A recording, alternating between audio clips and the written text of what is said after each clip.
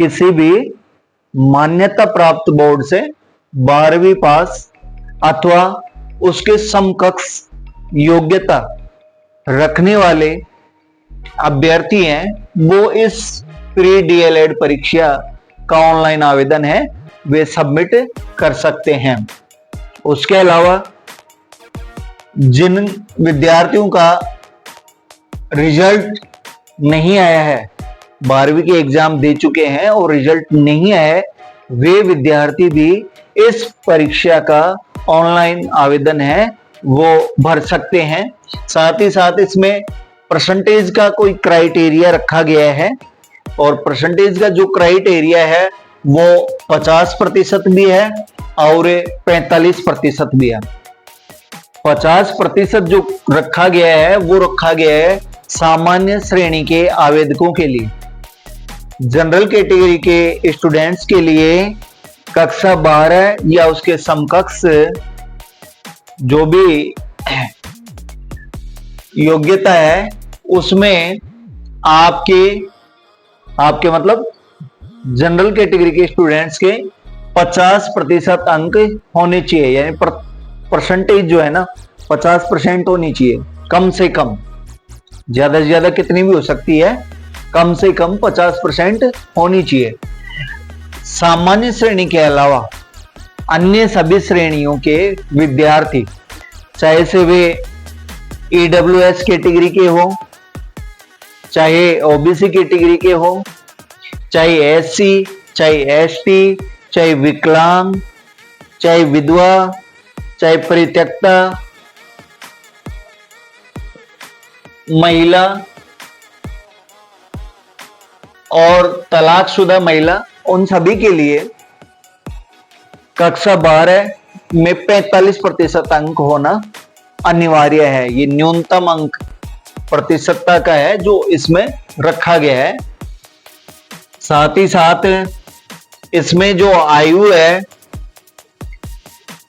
अधिकतम आयु सीमा इसमें रखी गई है 28 वर्ष। 1 जुलाई 2024 को आधार मान करके और इसमें जो आयु सीमा का प्रावधान रखा गया है वो रखा गया है 28 वर्ष की। अधिकतम आयु है वो 28 वर्ष हो सकती है। यदि कोई स्टूडेंट इस प्री डीएलएड परीक्षा का ऑनलाइन आवेदन सबमिट करना चाहता है तो उसकी जो आयु है वो 28 वर्ष से अधिक नहीं होनी चाहिए। और आयु में आरक्षित वर्गों को नियमानुसार जो छूट का प्रावधान है वो देय होगा। ईडब्ल्यूएस कैटेगरी हो, चाहे ओबीसी हो, चाहे एससी कैटेगरी हो, चाहे एसटी कैटेगरी हो, चाहे विकलांग कैटेगरी हो, चाहे विधवा, चाहे परित्यक्ता महिला और चाहे तलाकशुदा महिला और चाहे अल्पसंख्यक समुदाय हो, उन सभी के लिए आयु की ऊपरी सीमा, अधिकतम आयु सीमा है, उसमें छूट का प्रावधान राज्य सरकार के द्वारा जो निर्धारित किया हुआ है वो यहां देय होगा। विशेष बात इसमें यह है कि विकलांग श्रेणी का कैंडिडेट जिसके विकलांगता प्रमाण पत्र 40% या उससे अधिक का बना हुआ है वो ही विकलांग की श्रेणी में माना जाएगा। और विधवा, परित्यक्ता तथा तलाकशुदा महिलाओं के लिए अधिकतम आयु सीमा का कोई प्रावधान लागू नहीं किया गया है। उनकी कितनी भी आयु हो सकती है, वे इसका फॉर्म भरने की योग्यता रखती हैं। अब है इसमें आवेदन शुल्क। तो आवेदन शुल्क जो है उसको 2 वर्गों में विभाजित किया गया है, 450 रुपए और 500 रुपए। अब 450 रुपए किन विद्यार्थियों को देना होगा और 500 रुपए किन विद्यार्थियों को देना होगा उसको मैं थोड़ा विस्तृत रूप से बता देता हूं। 450 रुपए उन विद्यार्थियों को आवेदन शुल्क देना होगा जो केवल और केवल एक ही पाठ्यक्रम में प्रवेश लेने के लिए यह परीक्षा देंगे, चाहे संस्कृत शिक्षा का पाठ्यक्रम हो, चाहे सामान्य शिक्षा का पाठ्यक्रम हो। ऐसे विद्यार्थी जो केवल और केवल एक ही पाठ्यक्रम में प्रवेश लेने की योग्यता रखते हैं या एक ही पाठ्यक्रम में ऑनलाइन आवेदन है सबमिट करवाना चाहते हैं, उनको 450 रुपए आवेदन शुल्क के रूप में देने होंगे। और यदि कोई विद्यार्थी दोनों पाठ्यक्रम सामान्य शिक्षा और संस्कृत शिक्षा दोनों पाठ्यक्रम में प्रवेश लेने की शैक्षणिक योग्यता रखते हैं, तो उन विद्यार्थियों को ऑनलाइन आवेदन शुल्क जो है वो 500 रुपए देने होंगे।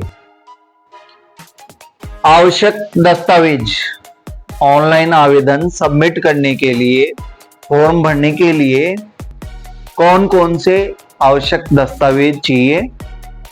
कक्षा 10वीं की मार्कशीट, कक्षा 12 की अंक तालिका। ऐसे विद्यार्थी जिनका अभी रिजल्ट नहीं आया है उनको कक्षा 12 की रोल नंबर दर्शाने होंगे, इसलिए उनका जो प्रवेश पत्र है वो साथ ले जाना होगा। उसके अलावा एक हाल ही में खींची हुई रंगीन पासपोर्ट साइज फोटो की आवश्यकता होगी। आपका आधार कार्ड चाहिएगा और लेफ्ट थंब इंप्रेशन की आवश्यकता होगी। यही आवश्यक दस्तावेज हैं ऑनलाइन फॉर्म सबमिट करने के लिए। इसके बाद इसमें है परीक्षा आयोजन प्रक्रिया। तो परीक्षा आयोजन जो है वो तो मैंने आपको बता ही दिया, 23 जून 2024 को आयोजित किया जाएगा। ये इसकी संभावित तिथि है। परीक्षा में कुल 200 क्वेश्चन आएंगे, कुल 200 प्रश्न आएंगे और प्रत्येक प्रश्न है 3 अंक का होगा और टोटल जो पूर्णांक होंगे वे होंगे 600 अंक के। इस परीक्षा में विशेष जो बात है वो ये है कि नकारात्मक अंकन नहीं किया जाएगा, यानी नेगेटिव मार्किंग नहीं है। अब है इसका सिलेबस। तो सिलेबस को बिंदुवार विस्तृत तरीके से इस प्रकार से बताया गया है। सिलेबस को मुख्य रूप से 4 खंडों में विभाजित किया गया है और चौथा जो खंड है उसको 2 भागों में विभाजित करके और 3 उप विभाग उसके बनाए गए हैं। पहला जो खंड है उसमें 50 क्वेश्चन आएंगे मानसिक योग्यता के, मेंटल एबिलिटी के 50 क्वेश्चन आएंगे। दूसरा जो खंड है उसमें राजस्थान की सामान्य जानकारी से जुड़े हुए 50 क्वेश्चन आएंगे।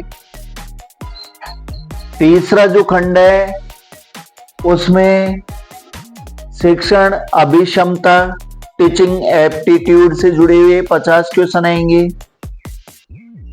चौथा जो खंड है उसमें 20 क्वेश्चन इंग्लिश के आएंगे, 30 क्वेश्चन संस्कृत के आएंगे और 30 क्वेश्चन हिंदी के आएंगे। अब माइंड में ये आ रहा होगा कि हमें हिंदी और संस्कृत दोनों के ही क्वेश्चन हल करने होंगे क्या? तो ऐसा बिल्कुल भी नहीं है। हिंदी और संस्कृत के जो क्वेश्चन हल करने का जो सिस्टम है वो इस प्रकार से है कि जो विद्यार्थी संस्कृत पाठ्यक्रम में प्रवेश लेना चाहते हैं, जिन्होंने संस्कृत शिक्षा से अपना ऑनलाइन आवेदन है वो सबमिट किया है, उनके 20 क्वेश्चन इंग्लिश के रहेंगे और 30 क्वेश्चन है संस्कृत के रहेंगे। उनको हिंदी के क्वेश्चन हल करने की आवश्यकता बिल्कुल भी नहीं है। लेकिन यदि जो विद्यार्थी सामान्य शिक्षा के पाठ्यक्रम से ऑनलाइन आवेदन सबमिट करे हैं, उनको ये संस्कृत के 30 क्वेश्चन हल नहीं करने हैं।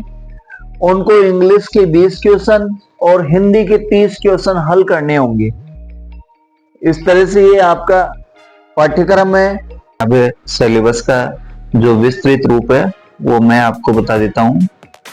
मेंटल एबिलिटी, मानसिक योग्यता जो है उसमें ये टॉपिक दिए हुए हैं। रीजनिंग का यानी तार्किक योग्यता है, एनालॉजी है इसमें, है ना। ये देखिए ये दिया हुआ है इसमें।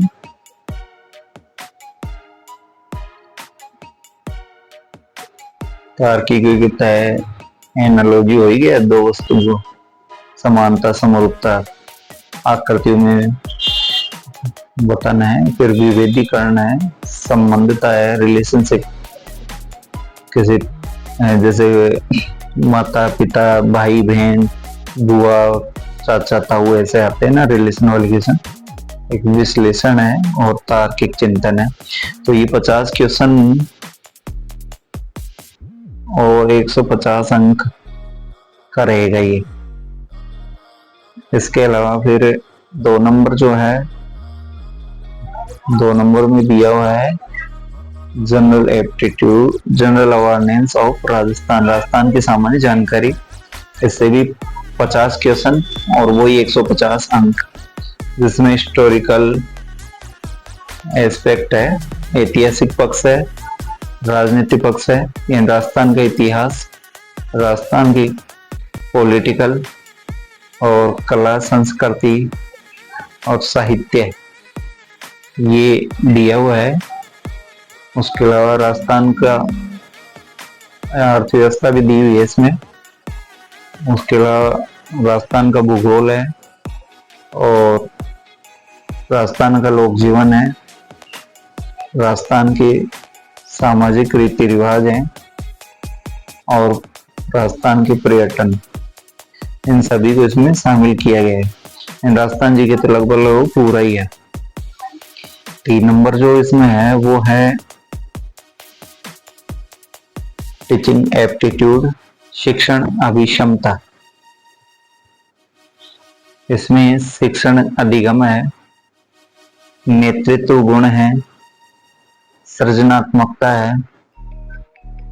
शिक्षण अधिगम, नेतृत्व गुण, सृजनात्मकता है, सतत व्यापक मूल्यांकन है, संप्रेषण कौशल है और व्यावसायिक अभिव्यक्ति है, सामाजिक संवेदनशीलता है। ये टॉपिक इसके हैं।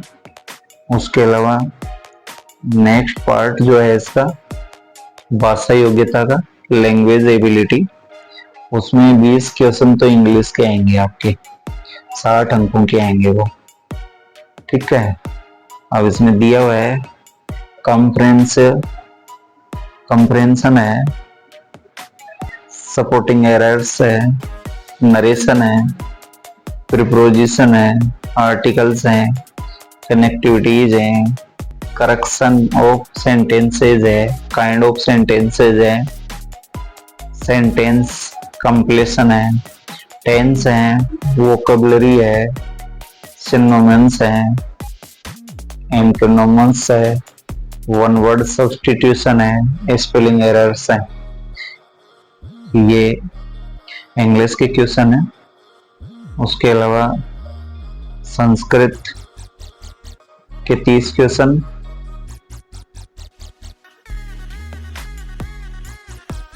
जिसमें लिखा हुआ है ये देखिए, केवल प्राइमरी शिक्षा में डिप्लोमा संस्कृत पाठ्यक्रम में प्रवेश लेने वाले विद्यार्थियों के लिए, उन्हीं के लिए सिलेबस है ये।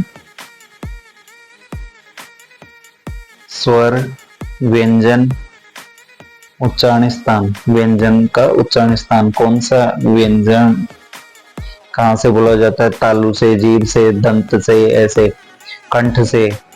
शब्द रूप है, अकारांत पुल्लिंग है, अकारांत स्त्रीलिंग है, नपुंसकलिंग है। धातु रूप लट लकार, लोट लकार, लंग लकार और विधिलिंग लकार है। उपसर्ग और प्रत्यय, संधि जिसमें स्वर, व्यंजन और विसर्ग संधि तीनों संधियां हैं। समास है, समास तत्पुरुष समास है, द्विगु और कर्मधारय समास। समास में तीन ही दिए हुए हैं, तत्पुरुष समास, द्विगु समास और कर्मधारय समास। पूरे समास नहीं है। लिंग एवं वचन है, विभक्तियां और कारक ज्ञान, ये है इसमें। इसके बाद आती है अब हिंदी लैंग्वेज।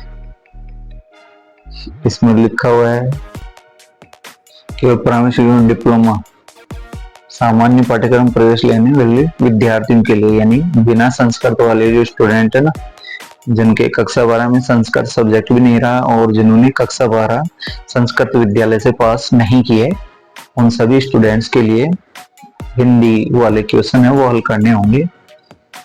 तो इसमें भी वही है, शब्द ज्ञान, पर्यायवाची शब्द है, विलोम शब्द है, युग्म शब्द है, वाक्य विचार है, शुद्धिकरण है, शब्द शुद्धि है, वाक्य शुद्धि, मुहावरे एवं कहावते हैं जिसको लोकोक्ति बोलते हैं अपन, संधि है, समास है, उपसर्ग है, प्रत्यय है, वाक्यांश के लिए एक सार्थक शब्द है। इस प्रकार ये आपका पाठ्यक्रम का जो विस्तृत विवरण है वो इस प्रकार से है। तो आशा करता हूँ कि आपको मेरे द्वारा दी गई जानकारी है पसंद आई होगी। पसंद आई तो वीडियो को लाइक करें, शेयर करें और इस BSTC या प्री DLED एग्जाम 2024 से रिलेटेड आपका कोई क्वेश्चन हो, कोई क्यूरी हो तो कमेंट बॉक्स में अवश्य लिखें। साथ ही साथ जिन्होंने अभी तक मेरे चैनल को सब्सक्राइब नहीं किया है वे कृपया चैनल को सब्सक्राइब भी करें और वीडियो को आगे से आगे शेयर करें ताकि अन्य लोगों को भी ये जानकारी है शीघ्र से शीघ्र मिल सके। धन्यवाद, मिलते हैं अगले वीडियो में।